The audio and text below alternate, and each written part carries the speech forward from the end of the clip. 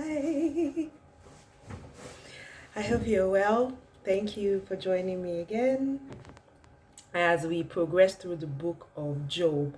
And now things are getting a little interesting. Did you read chapters 32 to 34?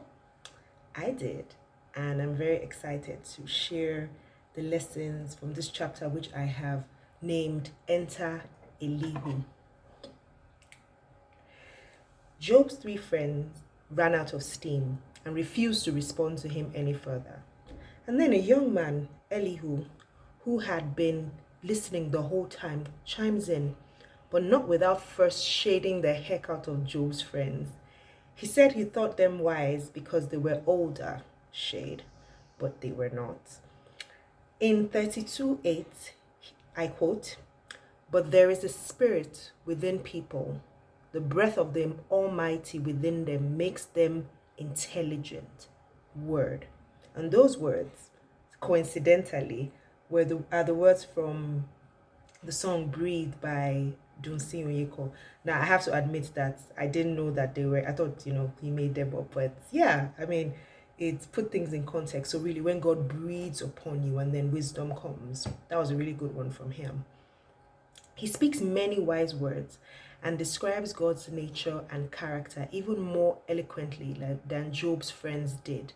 And this time, not in a way that makes him appear supreme. He seemed very humble, especially talking about how, because I'm younger, but listen to me. I actually like the way he started.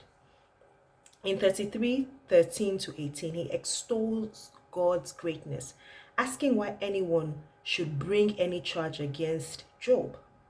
In 34, he outrightly accuses Job of arrogance, not in the same way that others did, but I was like, I thought you were, on Job's side. It was got a bit confusing. Even though he rebuked Job, he did it with a little more gentleness than the others did. He wasn't 100% right in this though.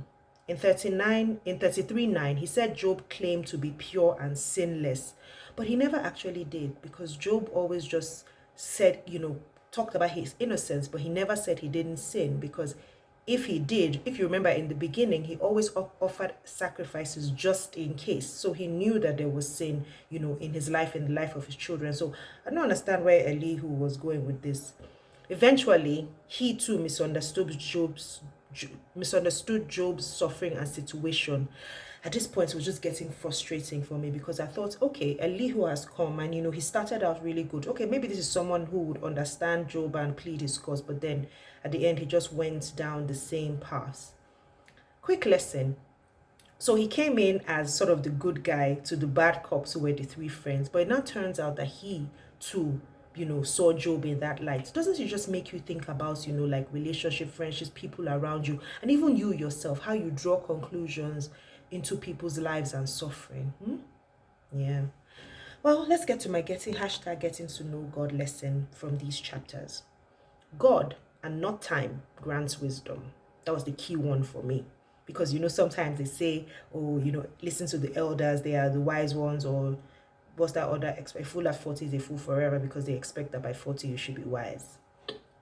It doesn't always come with age and life experiences, though God may choose to grant it either within that to old people, but he also gives wisdom to seemingly young and inexperienced people as well.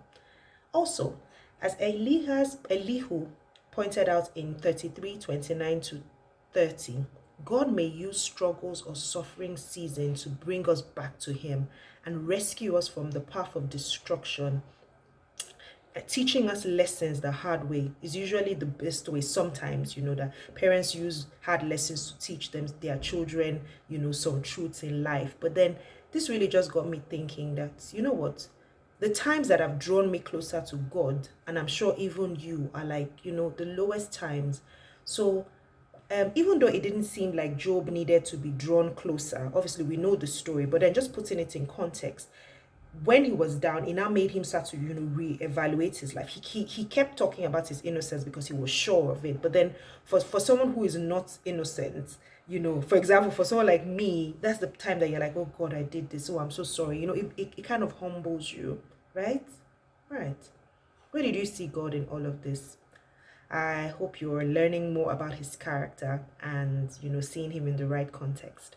Thank you for joining me today. And tomorrow we'll continue as we read chapters or share lessons from chapters 35 to 37. Read it first, though. See you tomorrow.